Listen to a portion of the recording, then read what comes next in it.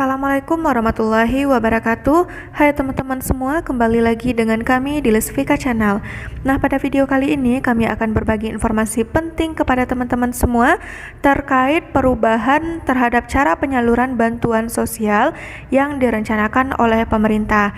Hal ini disebabkan karena adanya wacana di mana e-warung itu akan dihapuskan. Nah, kira-kira bagaimana sih cara penyaluran bantuan sosial pada tahap berikutnya? Untuk itu silakan teman-teman tonton video ini sampai selesai dan jangan di skip-skip agar teman-teman tidak gagal paham terhadap informasi yang akan kami sampaikan.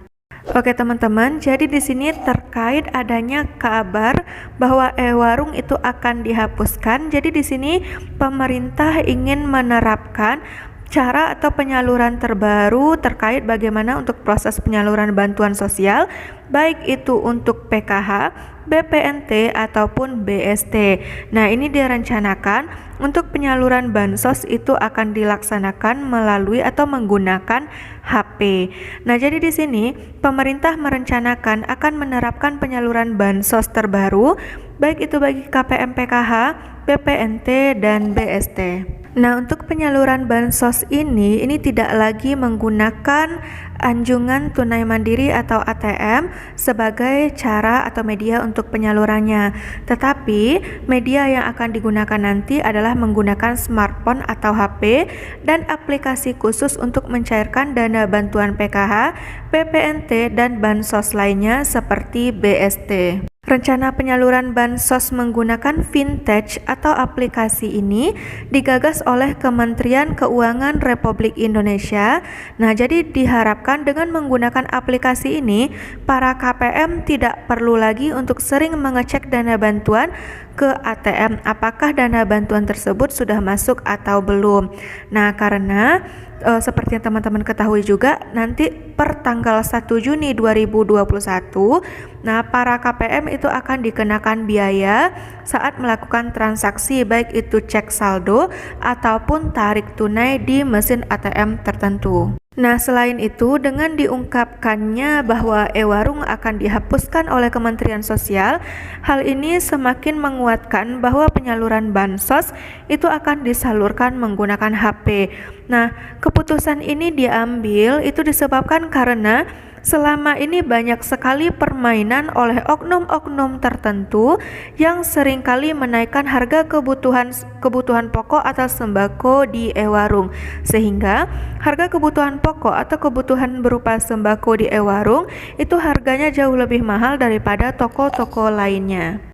Nah, hal ini dilakukan oleh Ibu Tri Risma hari ini selaku Kementerian Sosial Republik Indonesia disebabkan karena beberapa waktu yang lalu itu Bu Tri Risma hari ini sempat melakukan sidak dan melakukan pengecekan terhadap harga kebutuhan pokok. Nah, salah satu yang dicek itu adalah berupa telur.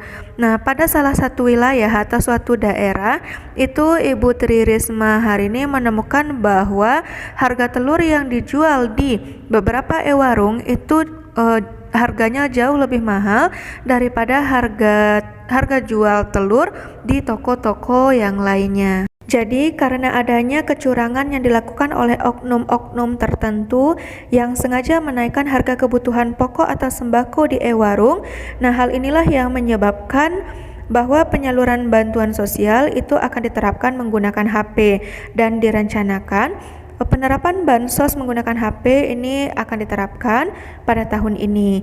Kemudian, Dewan Nasional Keuangan Inklusif atau DNKI juga mengatakan bahwa pemerintah akan bekerja sama dengan Vintage Link Aja untuk penyaluran bantuan sosial. Sebelumnya, pemerintah juga akan mempersiapkan terlebih dahulu untuk proses percobaan atau uji coba.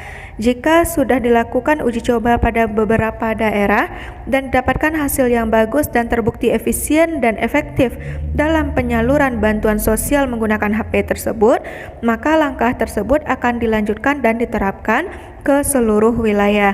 Namun sebaliknya, apabila langkah tersebut setelah dilakukan uji coba dan dinyatakan kurang efisien atau kurang efektif dalam proses penyaluran bansos, maka langkah tersebut tidak akan dilanjutkan dan akan dicarikan lagi solusi lainnya untuk proses penyaluran bantuan sosial ke para KPM. Baiklah teman-teman, sekian dulu informasi kita pada video kali ini, semoga bermanfaat dan bagi seluruh KPM PKH, BPNT dan BST. Nah, agar teman-teman tidak ketinggalan info terkait bagaimana proses penyaluran bantuan sosial pada tahap-tahap berikutnya. Untuk itu silakan teman-teman subscribe channel ini dan nyalakan juga lonceng notifikasinya ya, karena kami akan selalu memberikan info-info terupdate setiap hari terkait perkembangan bantuan-bantuan sosial dari pemerintah. Jadi jangan lupa untuk teman-teman nyalakan lonceng notifikasinya agar teman-teman selalu mendapatkan info-info terupdate dari kami. Nah, sekian dulu untuk informasi kita pada video kali ini, semoga bermanfaat. Saya tutup. Assalamualaikum warahmatullahi wabarakatuh.